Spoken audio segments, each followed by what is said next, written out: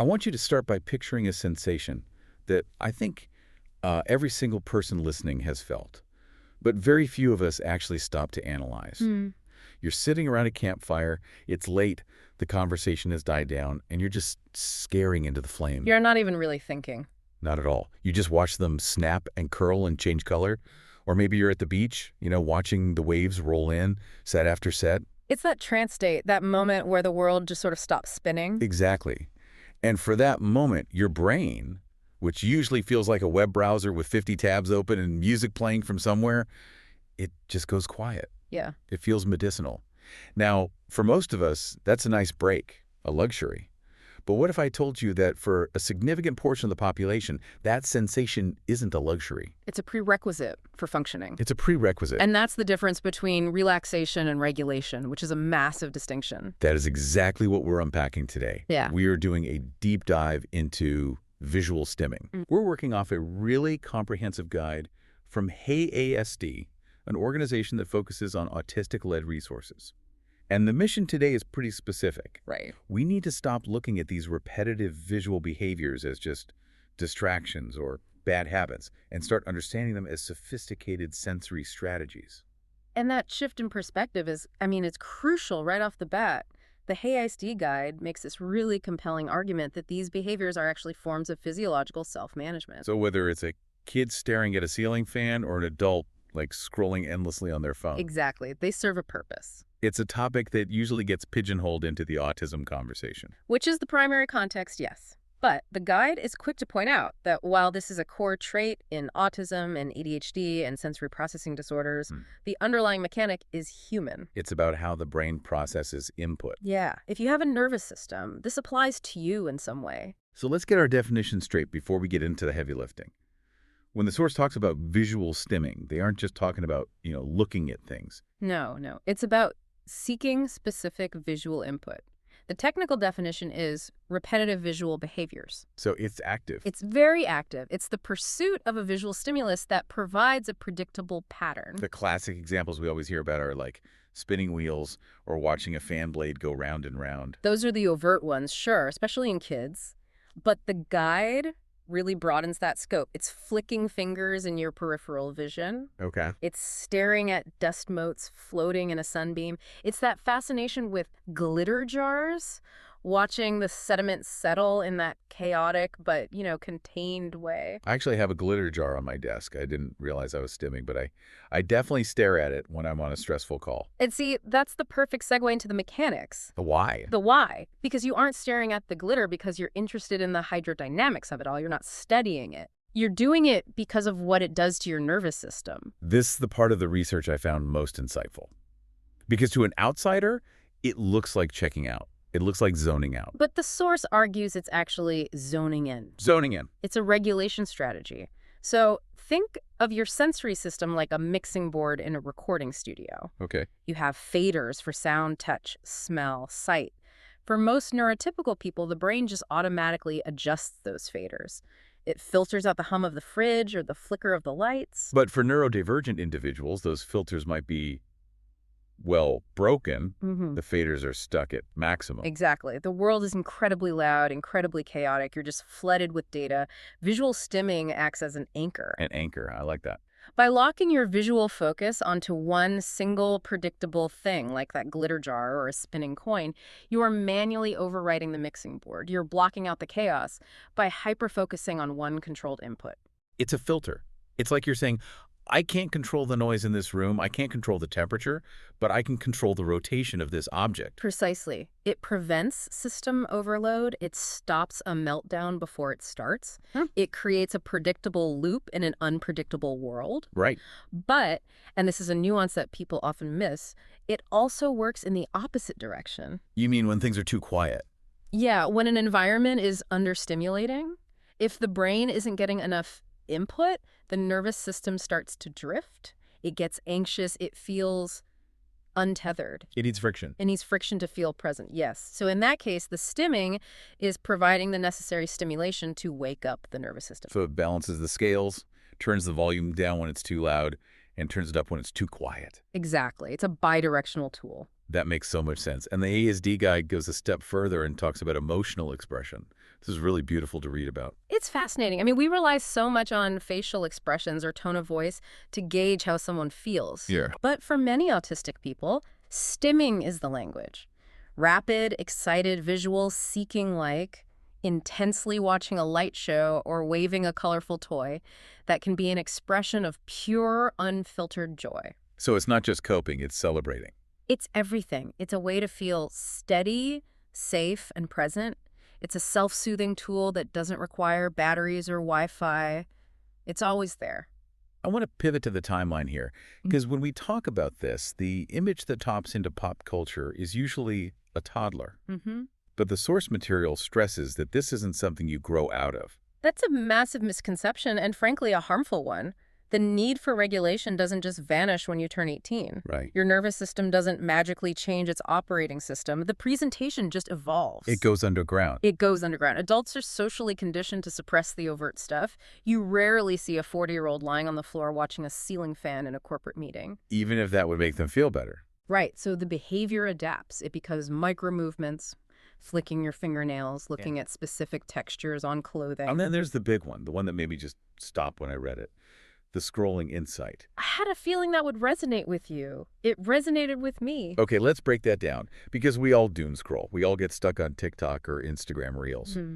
But the guide suggests that for many neurodivergent adults, it's not about the content at all. Correct. I mean, think about the mechanics of scrolling a feed. It's a rapid vertical flow of visual information. It's high-velocity movement. Yeah. The guide suggests that many people aren't actually reading the tweets or watching the videos. They are skimming past them at high speed. They're watching the blur. It's the motion itself. They are stimulating their visual cortex with the motion of the feed. It's the modern equivalent of spinning a wheel.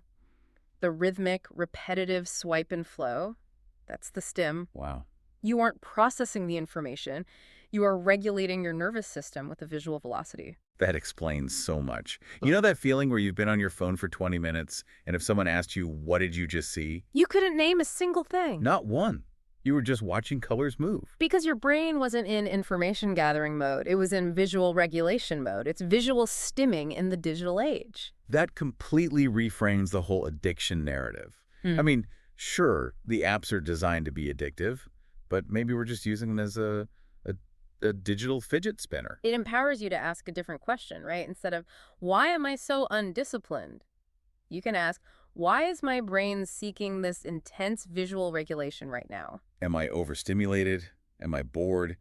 Is the room too loud? Exactly. And if the answer is yes, the source suggests there are much better tools than doom scrolling. Better tools that don't come with all that negative baggage. Right. They talk about adult-oriented sensory tools. Stimming jewelry is a big category. Rings that spin, pendants with specific textures you can inspect visually. It's about finding the analog version of the digital habit. Yes, exactly. Replacing the screen with something that provides that same visual rhythm, but lets your brain actually rest. Now, I have to play the skeptic for a minute. Okay. Because usually when we talk about repetitive behaviors, the clinical instinct, and often the parental instinct, is to intervene, to stop it. Is there a point where visual stimming is actually bad? It's the most common question families ask. Is this hurting them? Should I stop this? And the verdict from the source is pretty firm. For the vast majority of people, visual stimming is beneficial and adaptive. It's a feature, not a bug. It's a feature, not a bug. It supports well-being, but there are exceptions. Okay. There are safety exceptions. The guide highlights behaviors that risk physical injury. This is really the only time intervention is recommended. Like what? For example, some individuals press hard on their eyeballs to see those flashes of light phosphene. Right. That can cause retinal damage. Or staring directly at the sun, or extremely bright lights. Okay, so things that physically damage the organ of the eye. Exactly. That's where the line is drawn. It's purely about physical safety. There's also a note about social friction. If the stimming is so all-consuming that a person can't, eat or sleep or participate. Right. If it interrupts the activities of daily living to a severe degree, but, and this is a critical distinction in the text, the goal isn't to stop the behavior. Because if you stop it, you remove the coping mechanism. You take away the anchor. You leave the person unregulated. And a dysregulated person is going to have a much harder time than a stimming person.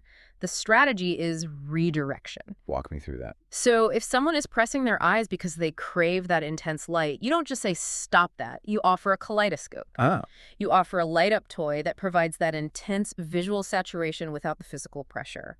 You honor the need, but you change the method. it's harm reduction, not suppression. Exactly. You're validating that their body needs something, and you're helping them get it safely. This leads us right into the environment. Mm-hmm. Because a lot of the need for this intense emergency regulation comes from the fact that our world is, well, it's a sensory nightmare. Mm-hmm. The guide says visual stimming is only a challenge if the environment is unsupportive. That's the key philosophy. If we curate our spaces better, the nervous system doesn't have to work so hard just to survive. We can lower the baseline stress. So what does a supportive environment look like? Let's get practical for people listening who might be teachers or managers or parents. It starts with lighting.